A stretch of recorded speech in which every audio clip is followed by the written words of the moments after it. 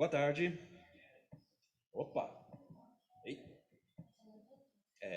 Não, para o povo ouvir mesmo, para ter aquela coisa assim, ó, vamos ouvir duas vezes a palavra, se for preciso. Aqui e ali, ainda vai gravar e vai ouvir em casa. Bom, boa tarde, gente.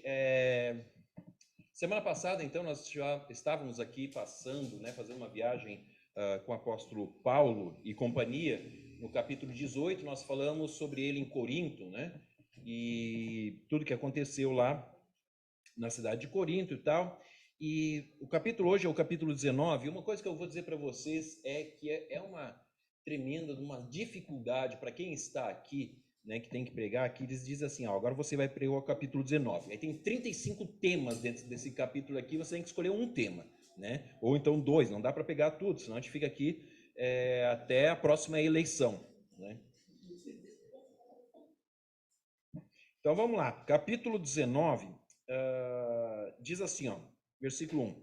Enquanto Apolo estava em Corinto, Paulo, atravessando as regiões altas, chegou a Éfeso. Ali encontrou alguns discípulos. Okay? E aí vai continuar a história. Bom, o que para nós é importante aqui é que Paulo chega em Éfeso. Ele está de Corinto, ele está indo para a cidade de Éfeso, que é uma cidade super importante, um porto muito legal, né? Uma cidade cosmopolita. E era uma cidade tão importante dentro do Império Romano, quando eu faço isso aqui é para a gente entrar ali, né? E a ideia hoje é que semana passada nós falamos sobre as batalhas, né, que acontecem na vida, as batalhas de uma forma geral, principalmente para o cristão, e hoje é uma estratégia, a gente vai falar sobre uma estratégia de batalha. Como que Paulo, ele chega, né, nos lugares e ele tem uma estratégia, a estratégia dele é bem clara. Ele já chega com um plano, né, definido, um plano de ataque bem definido. O esquema de jogo dele está acertado, é um 4-4-2, ok? Com os atacantes bem lá na área mesmo, os laterais subindo, enfim, isso não importa, entendeu? Mas a ideia dele é ataque, a ideia dele é ir para frente, ele não está lá para segurar o 0-0, ok? Como certos times fazem por aí hoje em dia, né? Que não conseguem. Mas o capítulo 19, então, tem essa toada lá em Éfeso. E aí, o que acontece? Uma das coisas que eu queria ver com vocês, para que a gente entenda o contexto dessa meditação, dessa pregação, desse estudo, como você queria chamar, em relação ao que a aliança é e o que ela prega e no que ela está alicerçada. A aliança está alicerçada em 3 princípios básicos. Okay? Os 3 princípios básicos da aliança estão aí. A aliança cristã missionária baseia em cima a sua vida, né, como denominação, em cima de missões, plantação de igreja, não de árvore, mas plantação de igrejas, tá? E educação. Esses são os 3 pontos que você vai ver que a aliança enfoca muito. Qualquer atividade que você vê dentro da aliança sempre está trabalhando nesses 3 pontos. Okay? Então, por exemplo, você tem ali missões. Nós temos um departamento de missões, que é o DMA. Vocês conhecem o DMA, promessa de fé e tudo mais, né? Então, tem a ver com missões. Plantação de igreja, existe como se fosse o DMA, mas dentro da aliança uma parte que é chamada de foco missional, que é justamente o trabalho que trabalha com pessoas que estão fundando igreja. Então, tem o DMA, tem o foco missional. E nós temos a parte de educação, que basicamente é o nosso seminário, né? O seminário A.W. Tozer, que é onde que eu trabalho, eu e a Rony trabalhamos nesse seminário. Então, se você olhar, a vida da aliança trabalha basicamente esses 3 alicerces, e aí desde sempre isso foi assim.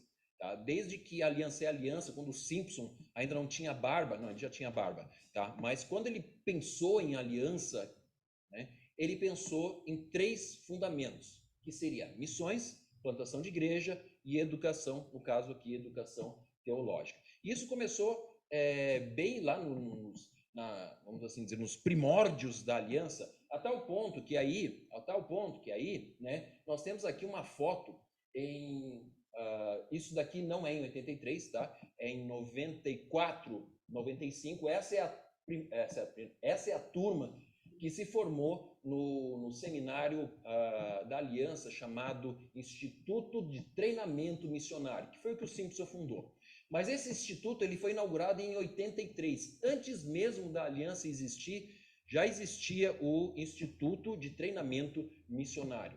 Ou seja, quando a aliança, como nós a conhecemos, ela inicia, já havia sido lançado, né, a base daquilo que Simpson acreditava ser importante e primordial, que é a questão da educação, especificamente da educação teológica. Se vocês olharem bem essa foto é um pouquinho mais recente, né? O pessoal já está bem mais moderno ali, como vocês estão vendo, não é de 83, eles estão em 94 para 95. E algo que você vai perceber que é interessante, dessa turma aí, que eu não contei, eu deveria ter contado, mas eu não perdi tempo, se você quiser fazer isso agora, pode fazer, tá? Mas você vai perceber o seguinte, que você vai ter quase, eu acho que poderia chutar em uns 40% de mulheres. Isso é uma das características do seminário que o Simpson fundou, era a questão da inclusão, não somente de mulheres no campo missionário, mas também de, vamos assim colocar, como está sendo gravado, espero eu, né, de afrodescendentes também nos Estados Unidos. Você vai ver muitos, né, afrodescendentes que estudaram, inclusive a primeira turma de missionários havia pessoas afrodescendentes, se você gosta dessa palavra politicamente correta, então fica assim. Mas o que importa para nós aqui é que isso era uma inovação na época. Na época você não tinha mulheres fazendo seminário, pois não? Mais ainda, eu fico virando, não dá para ouvir nada. Tá bom, então eu vou ficar aqui, obrigado. Tá? Então, gente, como eu ia dizendo, melhorou? Vou ficar aqui meia hora parado aqui. É que aquele ali é bem melhor. Eu não, esquece. Não tem. Eu já consigo ficar parado aqui, né? Que geralmente a Rony sabe que eu fico andando para um lado para o outro, né?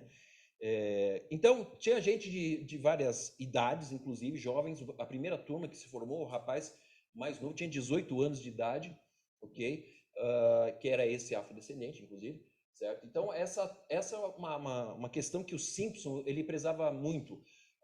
Nós temos que formar, nós temos que dar acesso à educação para os nossos missionários, para aquelas pessoas que vão tocar a obra missionária. Então tá, já vamos passar do preto e branco, vamos para frente. O texto de hoje, basicamente, e eu falei que Paulo estava em Éfeso, mas o que eu quero ler, como eu disse que eu tenho que escolher um texto, né, uma parte dele, diz assim, ó, lá em Atos 19, 9 a 12.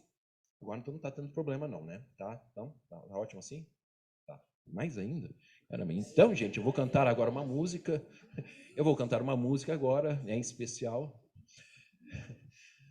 Brincadeira. Vamos lá para o texto, então. Paulo, então, afastou-se deles, tomando consigo os discípulos, passou a ensinar diariamente na escola de Tirano. Isso continuou por 2 anos, de forma que todos os judeus e os gregos que viviam na província da Ásia ouviram a palavra do Senhor. Deus fazia milagres extraordinários por meio de Paulo, de modo que até os lenços e aventais que Paulo usava eram levados e colocados sobre os enfermos. Estes eram curados e suas doenças e os espíritos malignos saíam deles. Ok, esse é o texto então que nós vamos meditar um pouco hoje. Eu quero dizer uma coisa, para quem estava semana passada aqui, vocês viram que rolou uma tensão aqui entre eu e a minha esposa, né? Porque eu disse uma coisa, ela me olhou, eu vi que quando ela me olhou, eu disse, eu acho que eu pisei na bola, falei alguma coisa errada, e aí surgiu aquela situação, né? E depois, indo para casa, né, onde nós discutimos, no bom sentido, gente, numa discussão cristã verdadeira, a Raíssa está de prova que não houve nenhum problema entre nós, eu mantive as 2 mãos no volante, certo? Foi tudo bem. Mas nós chegamos a uma conclusão, certo, Rony? Nós chegamos a uma conclusão. Sim, Paulo, eu perdi, logicamente, a discussão. Não perdi, não. Eu acho que, como, né, foi um empate. Para mim, foi um empate. Já a Raíssa disse, pai, você perdeu. Então, tá. A questão é que se Paulo ele era formado ou não, essa que era a discussão, né, Rony? E passamos a semana inteira, inclusive quando nós vínhamos para cá, eu tive que interrogá-la novamente para saber se ela não tinha mudado de opinião, né? E não, ela não mudou de opinião e ela deu seus argumentos e eu acredito que, no final das contas, eu estou certo em concordar com ela. Tá? Próximo. Uma das coisas que nós vemos nesse texto que nós lemos aí, do capítulo 19, são 2 partes bem distintas, ok? Você vê a parte de educação, certo? E você vê a parte do poder de Deus sendo manifesto. Quando você olha na questão da educação, é interessante que o texto ele nos dá alguns detalhes impressionantes. Ele fala que Paulo, ok? Paulo, esse nosso camarada Paulo, ele tem uma maneira, um sistema de fazer as coisas, ok? E o texto fala que ele passou a ensinar, ou seja, Paulo, ele entendia que educação era algo primordial, era algo fundamental para a fé cristã. Sem ensino, ele acreditava que o cristianismo poderia ruir e acabar facilmente. Isso nós podemos ver, né, no nosso mundo hoje em dia, principalmente no nosso país, onde a educação está indo tão mal, e aí nós temos as consequências, né, de uma falta de educação, né, no sentido de não, né, de ser mal educado, mas que se espalha pela sociedade, certo? Então, Paulo entendia que era preciso um sistema. Ele passou a ensinar especificamente a respeito das Escrituras, a respeito de Jesus. Uma das coisas que também nós vemos nesse texto é que havia um ensino regular e diz que era diariamente. Tá? Eu não sei se aqui eles estavam contando o domingo ou não, mas digamos que era de segunda a sexta, todos os dias, diariamente, Paulo estava lá. Porque sábado não, porque ele ia para a sinagoga, então não tinha aula. Os alunos levantavam a mão e diziam, graças a Deus nós não temos aula com o professor Paulo, né? E aí eles iam para a sinagoga ou eles iam para algum tipo de reunião no sábado. Mas diariamente o texto fala que Paulo ensinava, ou seja, havia um sistema, havia aquela questão, segunda-feira matemática, terça-feira português, quarta-feira física, quinta-feira biologia, sexta-feira aí tinha alguma outra matéria, educação física, né, porque ninguém é de ferro, certo? Era mais ou menos essa ideia que está atrás do texto, diz que diariamente ele ensinava aos seus discípulos, ou seja, havia um sistema, havia uma maneira como ele estava colocando. Você imagina que todos os dias. E aí entra a questão de um período de 2 anos. Rapaz, ter aula com Paulo 2 anos deve ser uma coisa interessante, né? Para você ler uma carta de Paulo já é difícil, você imagina ouvir o camarada 2 anos, né? Você abre lá a carta lá aos Romanos, ou então a carta aos Efésios, e todos esses outros, aí você... O que ele está falando, né? Você se perde, às vezes, no meio do raciocínio de Paulo, porque Paulo era assim, ele falava demais, mais do que eu, 3 vezes, tanto é que um cara morreu porque ele falava demais. Não sei se vocês lembram dessa história. Tem um cara que morreu porque Paulo falou demais. Lembra dessa história? Tem um menino lá que estava sentado na janela, Paulo estava falando, pregando, o menino caiu no sono, caiu da janela, né, lá embaixo, morreu, aí Paulo teve que parar a sua pregação, ele, de 35 pontos, ele foi lá, ressuscitou o menino, voltou e continuou os outros 35 pontos que ele tinha ainda para continuar. Então Paulo era assim, ele não parava, a tal ponto que teve não é um rei, mas é um cônsul, acho que diz assim, Paulo, as muitas letras te fazem delirar, por acaso você está querendo me persuadir a ser cristão? Para de falar tanto, Paulo. É basicamente isso, ele corta Paulo no meio da sua pregação. Em outros também você tem a questão de Atenas. Atenas, ele fala, e daqui a pouco os gregos mesmo dizem, rapaz, cansamos. Sobre isso a gente fala depois. Vai descansar um pouquinho, vai tomar uma água, amanhã a gente continua ouvindo o que você tem para falar. Ou seja, Paulo, ele era um cara comunicativo, falava bastante. Durante 2 anos, diariamente, ele estava ensinando aquelas pessoas que estavam ali. E havia um ambiente. Esse ambiente é chamado a escola de Tirano, porque não tirano no sentido de uma pessoa tirana, né? Mas era o nome do cara que, sei lá, fundou a escola, certo? O dono da escola, o dono do lugar se chamava Tirano. Então era a escola de um tal de Tirano, por isso que se chama escola de Tirano, certo? Então essa escola era na cidade lá de Éfeso. Não se sabe exatamente se esse cara era convertido ou não, se o tirano era convertido ou não, né? Tem algumas hipóteses sobre isso. Também para nós o texto não fala, mas é fato que ele estava naquele local, alugado, de boa vontade, ou seja o que for, a gente não sabe. Existe uma nota de rodapé nos textos originais não, nos textos copiados, mas enfim, que diz que Paulo ele dava essas aulas, para vocês pasmem, né, das 11 da manhã até as 4 da tarde.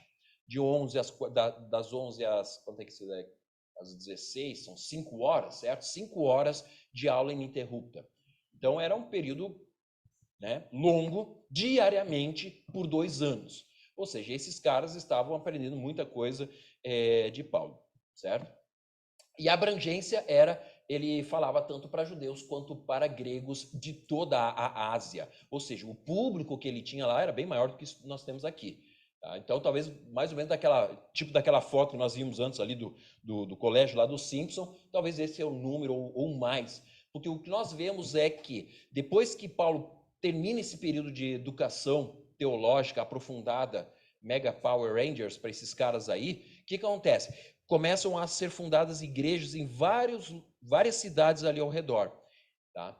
E dessas cidades, nós temos algumas que são mencionadas no Novo Testamento. Por exemplo, a igreja de Colossos. Né? Paulo não esteve em Colossos, certo? Mas é uma cidade que fica ali perto de Éfeso, e provavelmente quem fundou a igreja era um dos alunos de Paulo que estava lá, e depois Paulo, ele pega e escreve uma carta aos Colossenses, né? Depois ele escreve uma carta aos Efésios, ou seja, Paulo, desse ministério de 2 anos, ele planta para depois poder colher um pouquinho mais para frente, 1 ano, 2 anos, 3 anos, 5 anos depois, quando as igrejas já estão, né, como é que se diz ainda? Florescendo, certo? Então, esse é o primeiro ministério relatado de Paulo. Durante 2 anos, esse camarada, regularmente, diariamente, passou a ensinar na escola de Tirano a judeus e gregos de toda a Ásia. A Ásia aqui é uma província, não é toda a Ásia que nós chamamos hoje, né? Que vai lá como é que ainda? De Israel até o Japão. Não é essa a Ásia. A Ásia era uma província do Império Romano, tá? Que fica onde é hoje a Turquia, tá bom? Então, ele ele dava aula para esses caras. E para equilibrar a coisa, porque também, né, falar, pregar e tal, cansa o cara. Aí o que ele faz? Ele vai lá e começa a fazer alguns milagres, ele começa a expulsar demônio, essas coisas mais básicas, mais light, ele expulsa demônio, ele cura, ele pega os lencinhos e dá aventais para o pessoal é curado, essas coisas que qualquer um faz. Da aula, não, da aula era mais complicado, mas Paulo chegou um momento e disse, não, agora a gente vai começar aqui o ministério da cura, vamos abrir aqui o culto da cura, de expulsão de demônio, e ele expulsava demônio junto com os outros,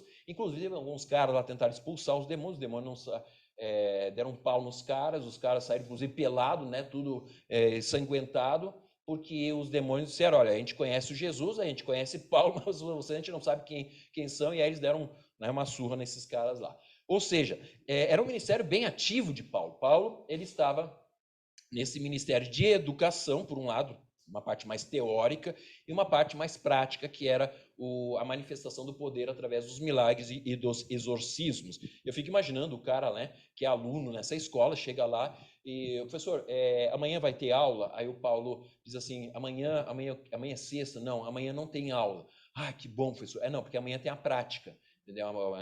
O estágio é amanhã, sexta-feira tem estágio. Ah, professor, o que a gente vai fazer? Não, a gente vai expulsar uns demônios ali, uns capetas que caíram ali, parece que tem umas coisas aí, tem um cara que morreu, que a gente está querendo ressuscitar, coisas básicas, né? Esse era o estágio, talvez, que esses caras vão fazer. A gente está brincando, mas é o seguinte, quando esses caras saem dessa escola, eles começam a fundar as igrejas com poder e autoridade. E é interessante como o cristianismo ele se espalha muito forte nessa época, justamente por causa da escola de Tirano, que era de Paulo, do tirano Paulo. Tá? Próximo. Agora, como é que é a questão da educação, né, dentro da cultura judaica? Porque Paulo, em vez de chegar lá e simplesmente só expulsar os demônios, que gera um monte de coisa, curar um monte de pessoas, por que ele se dedica a ensinar durante 2 anos esses camaradas? Porque isso faz parte do sistema educacional judaico. Não, estou olhando para ver se você concorda, porque acontece a mesma coisa semana passada, aí eu já corto e aí você pega o microfone e continua. Tá? Então, o sistema da cultura judaica pode ser definido como um sistema bem interessante. Eu quero rapidamente passar com vocês sobre isso. Okay? Como é que era o sistema? O sistema educacional judaico ele consistia basicamente de 3 níveis. E preste bem atenção nisso daqui, porque isso daqui é importante, porque vai mudar a sua vida. Não sei se para muito bom ou para excelente, mas entenda como é que era o sistema deles, e aí você começa a entender algumas coisas que estão lá na Bíblia que a gente nunca prestou atenção, e eu particularmente nunca tinha prestado atenção até uma semana atrás. Se é que vocês me entendem o que aconteceu uma semana atrás. Então, o sistema, ele tinha, em primeiro lugar, o nível elementar. Tá? Esse nível elementar, ele era para crianças de 6 ou 7 anos até os 12 anos. Ou seja, em torno de 5 anos era o primeiro nível. É o que nós chamaríamos aqui uma espécie de, como é que se chama aqui? O primário é o Fundamental 1. Esse aqui é o Fundamental 1, certo? Então, as crianças iam para a sinagoga, geralmente, ou com algum líder lá. Eu estou olhando para você, né? E na cidade mesmo, onde elas estavam, por isso que existia a sinagoga, as crianças iam para lá para aprender a ler e escrever, mas especificamente ler a Torá, certo? E aqui um fato interessante é que para todos os meninos era obrigatório você estar na escola da sinagoga lá. Todos os meninos tinham que aprender. E as meninas? As meninas tinham a opção de aprender. Então, se a menina quisesse aprender, era aberto para elas irem estudar junto com os rapazes entre os 6 e 7, né? E os 12 anos, ok? Entenderam? Então, é um ensino fundamental. Você vai lá para aprender a ler, especificamente aprender a ler a Torá. O que é a Torá, Léo? A Torá são os 5 primeiros livros da Bíblia, tá? Gênesis, Êxodo,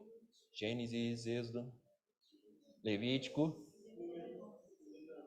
Números e Deuteronômio. Esse é o Pentateuco. Então, as crianças iam para lá para aprender a ler e entender essa é a base do sistema educacional. Ok. Quando acabou esse período, quando a criança atingiu os 12 anos, quando terminou esses 5 anos de ensino, a criança podia parar, porque ela já sabia ler, ela já podia, ao menos, interpretar um pouco a lei. Ou seja, ela sabia as bases da fé judaica. Agora, se a criança ela quisesse aprender um pouco mais, se ela quisesse avançar nos seus estudos, e principalmente, preste atenção nisso daqui, que isso aqui é importante, principalmente se a criança se destacasse, então a família era convidada a fazer com que a criança continuasse os seus estudos. Preste atenção nisso. Aos 12 anos, quando uma criança se destacava, certo, nos estudos, os pais eram convidados pela comunidade, pelo rabino, ou seja, por quem for lá, né? O seu filho está indo muito bem e tal, nós gostaríamos que ele continuasse os seus estudos com uma espécie de isso aqui seria um segundo grau, não, como é que é? Ensino médio, vamos assim colocar, né? Então, seria uma espécie de ensino médio. Você está lendo antes, né? Você leu, já colocou, né? Porque aí começa o ensino médio. O ensino médio era dos 12 aos 17, mais ou menos. Ok? Então, dos 12 aos 17 era o ensino médio, onde eles iam começar a estudar a Mishnah. E aí eu vou chamar a Rony aqui na frente. Não, eu vou chamar a Rony aqui na frente para explicar o que é a Mishnah. Então, o primeiro é a lei.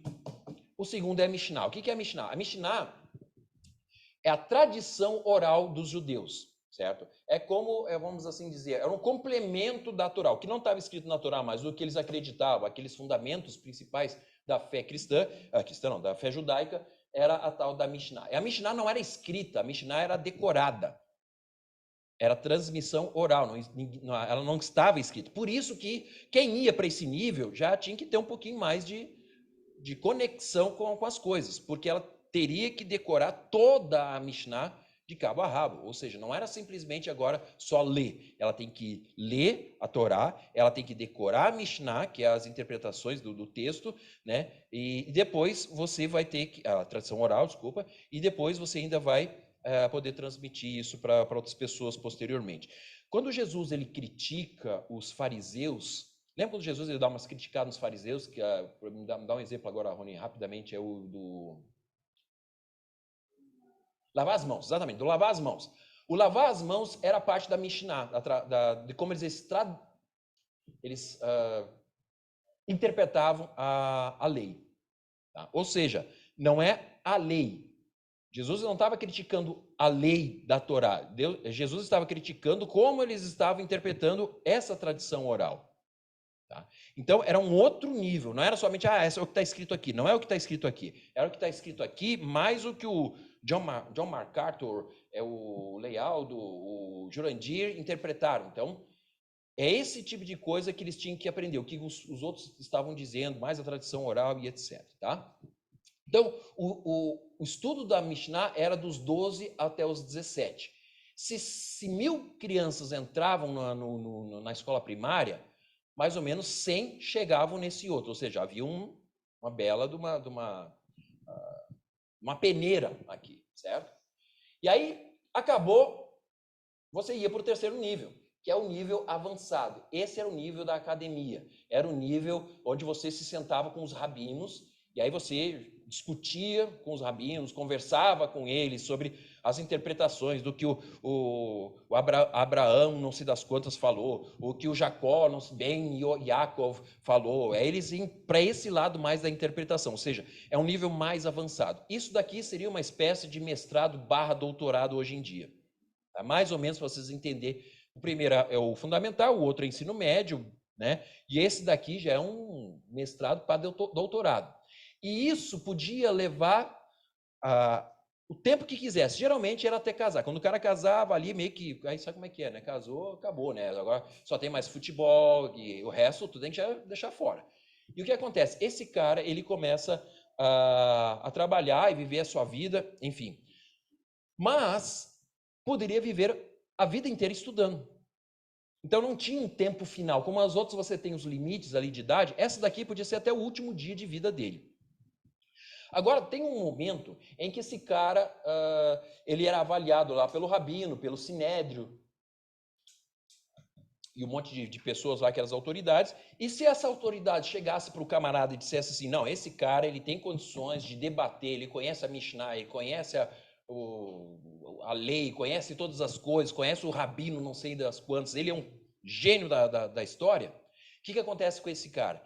Para esse cara, para esse cidadão, a ele era dado a autoridade agora de ensinar a Torá nas sinagogas, de ter, qual pode colocar, apto para ensinar qualquer pessoa ou, né, um grupo qualquer, e também ele estava apto para ter discípulos. Somente quando ele recebesse a autorização de alguém, né, lá de cima, do sinédrio, dos rabinos, os maiorais, aí ele podia ensinar e ter discípulos. Até esse momento, antes dele chegar nesse daqui, ele podia discutir numa sinagoga, mas ele não podia ensinar. Discutir assim, ó, você tem uma opinião? Eu também tenho uma opinião, vamos conversar aqui, vamos discutir. Qualquer judeu podia fazer isso. Mas ensinar, pegar lá, né, o microfone, falar lá na frente é somente o cara que tinha esse PhD dos judeus aqui, senão não podia.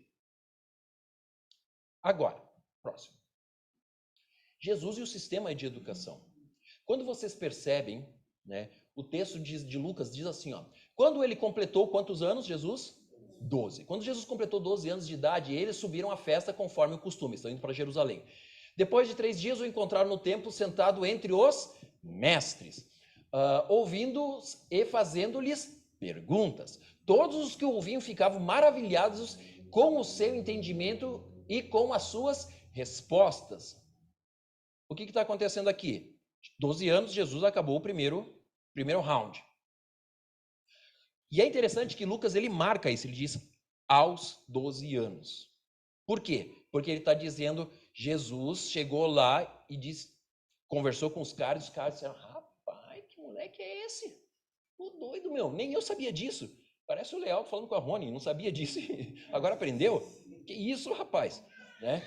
Então, e aí o texto conclui, no final do capítulo, diz assim, ó, Jesus ia crescendo em sabedoria. Alguns dizem, mas ele era filho de Deus, sabia tudo. Não, diz que ele crescia em sabedoria, ou seja, crescendo aqui, ó. Tá? Estatura e graça diante de Deus e dos homens. Interessante isso. Jesus completou 12 anos e ele foi, né, vamos assim dizer, os caras disseram, pô, isso aí é bom, vamos colocar ele para frente, vamos fazer ele, né, subir. É interessante que a partir daí você não vê mais Jesus, né, até os 30 anos. Ok, então presta atenção nisso aí. Agora, próximo, vai.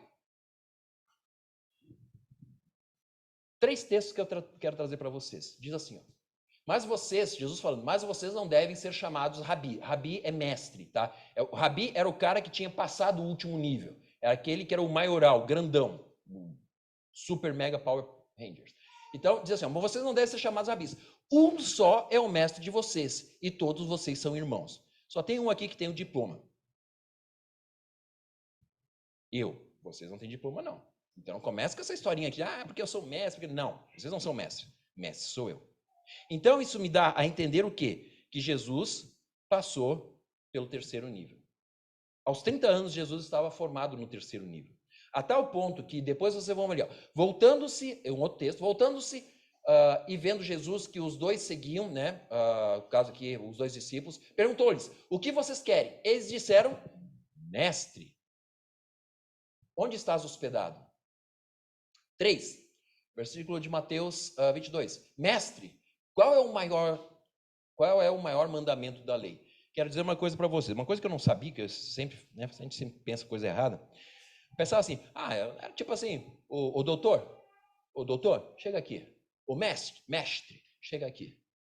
Um judeu, para ele chamar alguém de mestre, esse cara tinha que ter diploma. Se ele não tivesse, se ele não fosse reconhecido pelos rabinos, pelo sinédrio, por gente alta, ele não poderia ser chamado de mestre. E é interessante que tanto os discípulos, quanto até mesmo os opositores de Jesus, chamam ele de mestre. Especificamente a palavra técnica, rabi. Rabi era aquele que podia ensinar. É interessante que Jesus, quando ele se forma, né, provavelmente ali nos 30 anos, ele foi fazer o retiro dele, ele é batizado, mas enfim, isso é outra história. O que acontece? Ele chama discípulos. Só podia ter discípulos quem era mestre. Ok? Então, Jesus está dentro de um sistema educacional muito forte e muito rígido dos judeus. Próximo. E Paulo? E aí que entra aquela questão de semana passada. E Paulo? Quando que alguém chamou Paulo de mestre? Nunca. Quando Jesus disse, eu sou o mestre? Nunca. Quais são os discípulos de Paulo? Não tem. Consequentemente, Paulo não era um mestre. Mas ele era inteligente? Era. Ele era grandão? Era. Ele era poderoso? Maravilhoso. Mas ele não era mestre. E aí só a fofoquinha que entra que vem no carro, né? Nessa meia hora de carro, lá de casa até aqui, a gente chegou à seguinte conclusão. Provavelmente, Paulo, ele é grandão, ele é poderoso, ele conseguiu lá a carta, né, para poder matar os caras lá em Damasco. Eu estava brincando, né, com a Rony, dizendo, eu acho que o estágio final de Paulo para se tornar mestre era ir fazer o estágio lá em Damasco. Porque o cara era tão grande, mas ele não se forma. Você não vê, pelo menos isso, no texto, em lugar nenhum. Não há nenhum registro de Paulo sendo o grande mestre como Jesus foi. Paulo não era rabi. Jesus era. Okay? Então você vê essa questão porque ele não tem discípulo e ele não ensina. E aqui é uma coisa interessante que a Rony falou. Na sinagoga sempre é dito que Paulo debatia com as pessoas e não ensinava. Vocês querem ver um outro sinal de que Jesus era mestre? Quando Jesus ele chega em Nazaré, ele vai lá na sinagoga da cidade dele, a primeira vez quando ele começou o ministério, depois de ter sido batizado por João Batista, recebido o Espírito, né? Lá em João capítulo 1 e 2. Quando ele chega em Nazaré, o que acontece? Ele vai na sinagoga e o que os caras fazem? Entregam para ele o rolo de Isaías, ele abre o rolo, ele lê, fecha e senta. E o que os caras da sinagoga dizem? Você não vai pregar? Quando eles dizem isso, gente, só podia, como eu disse para vocês, pregar, só podia compartilhar, ensinar quem era mestre. Isso significa dizer que Jesus estava sendo reconhecido pelo pessoal ali como um formado, um mestre. Ele era um rabino, nesse sentido da formação. Já Paulo, você não vê isso. Paulo estudou aos pés de Gamaliel, mas não se formou. Sabe aquele cara que estudou junto aos melhores professores, mas nunca se formou? Parece que é Paulo. E eu sempre digo, acho que Paulo, quando ele estava indo para Damasco, era talvez o último momento onde que ele poderia ser, enfim, né, laureado. Mas ele não foi. Outra coisa interessante que Paulo, quando ele, lá no capítulo 7 de Atos, é dito que as vestes de Estevão foram colocadas aos pés de quem? De um jovem chamado Paulo, ou Saulo, no caso, né? Ou seja, ele era apenas um jovem naquela época. Ele não era formado ainda, porque senão ele poderia ter dito aos pés do mestre, aos pés do grande Paulo. Não foi. Próximo. Qual é a premissa que nós entendemos das Escrituras? Que conhecer a Deus é conhecer a palavra, e nós temos que estudar. Não importa, Jesus estudou, Jesus estudou. Se Jesus estudou, também tem que estudar. Desculpa, você não, mas eu estou ali e tal, né? Levanta a mão, vou no domingo, canto, pega o microfone, falo, né? Tal. Jesus estudou.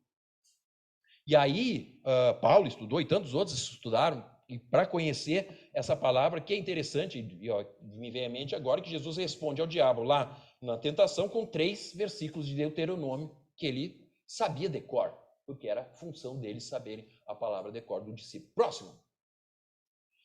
Causas e consequências, quando nós vemos nesse texto aqui, do que Paulo faz, ele faz um aprofundamento da palavra com aqueles irmãos lá em Éfeso. Ele traz o amadurecimento, a tal ponto, como eu disse para vocês, que a igreja vai crescer e a igreja vai se expandir lá na região da Ásia. E aí, né, temos algumas coisas, mas vamos passar por aí depois. E eu quero fazer uma conclusão verde e amarela com vocês. É por isso que, nessa conclusão, eu quero falar para vocês que nós temos como aliança uma vocação toda nossa, que tem a ver com a educação. A aliança se preocupou sempre com a educação. Algumas outras denominações, alguns outros grupos não se preocuparam e eles acabaram pagando o preço por isso. É por isso que nós temos a Rony dando aula aqui, é por isso que nós temos o trabalho com as crianças, é por isso que nós temos um seminário, porque para nós a educação é fundamental, como era para Paulo e como era para Jesus. Negligenciar isso é negligenciar o crescimento espiritual que você pode ter. Então, semana que vem, eu gostaria que vocês estivessem assistindo a aula da Rony, só que ela não vai estar aqui. Já vou dando furo de reportagem, né, Rony? Ela não estará aqui. Semana que vem, eu e a Rony estaremos no aniversário da Igreja Aliança lá de Taubaté. Então, vamos passar o dia inteiro lá, porque vai ser uma festa. Não, porque eu tenho que dar aula para o pessoal e da noite tem um culto. Ok? Então, nós não estaremos aqui, porque não dá tempo de chegar aqui, a não ser que a gente seja como Estevão, né, que foi teletransportado. Estevão não, o Felipe, que foi teletransportado, senão não vai dar. Tá? Então, gente, nós temos uma vocação.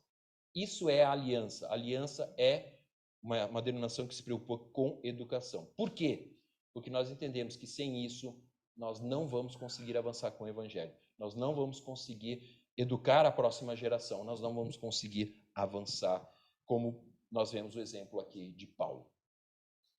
E agora, nós terminamos com essa tela maravilhosa, o melhor de todos os slides. Educação é parte da vida cristã. O maior exemplo, o próprio Senhor Jesus Cristo. Segundo exemplo, Paulo.